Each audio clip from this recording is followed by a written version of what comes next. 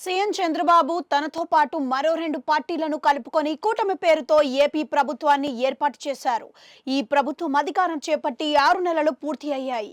ఈ 6 నెలల పాలన మీద టీడీపీ అనుకూల మీడియాగా ముద్రపడిన ఒక ప్రముఖ మీడియా సంస్థ పోస్ట్ మార్టం చేసింది.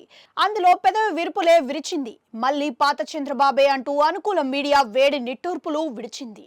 చంద్రబాబు పాలన అంటే పవర్ పాయింట్ ప్రజెంటేషన్లు, అధికారాలను పెట్టుకొని గంటల కొద్దీ సమీక్షలు ఇవన్నీ గతంలోనే చెప్పేసినవే అని గుర్తు చేసింది.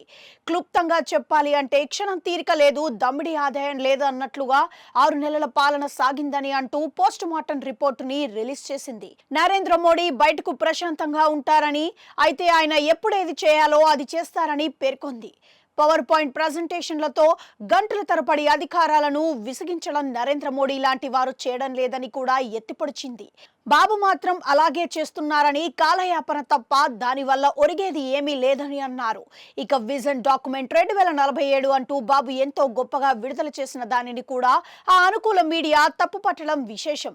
రేపటి భవిష్యత్తుని దృష్టిలో ఉంచుకొని మాత్రమే పనిచేయాలి తప్ప ఇవన్నీ అనవసరం అన్నట్లుగానే ఆ మీడియా చెప్పుకొచ్చింది. జగన్ అధికారంలో ఉన్నప్పుడు ఎన్నో అరాచకాలు చేసిన నేతలు అంతా ఇప్పుడు అధికారంలోకి టీడీపీ రాగానే ఆ పార్టీలో చేరి అదే తీరుని కొనసాగిస్తున్నారు. తేడా ఏముందని కూడా సదరు మీడియా సంస్థ ప్రశ్నిస్తోంది.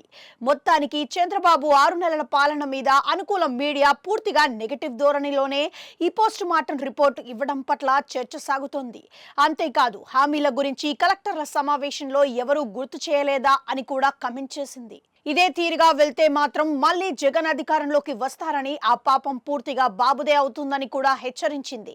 మరి 6 నెలల పాలనలో ఎన్నో చేశామని కూటమి పెద్దలు చెప్పుకొస్తున్నారు. అంతా బాగుంది, ఫీల్ గుడ్ అని ఒకరికి ఒకరు అభినందించుకుంటున్నారు. టీడీపీకి గట్టిగా మద్దతు ఇచ్చే ఆ మీడియా మాత్రం బాబుని హెచ్చరించే తీరులోనే ఈ విధంగా కమెంట్స్ చేయడం చూస్తుంటే బాబు పాలనలో మొదటి 6 నెలలు అంతా చప్పచప్పగా సాగిందా అన్న కొత్త చర్చ అయితే బయలుదేరింది.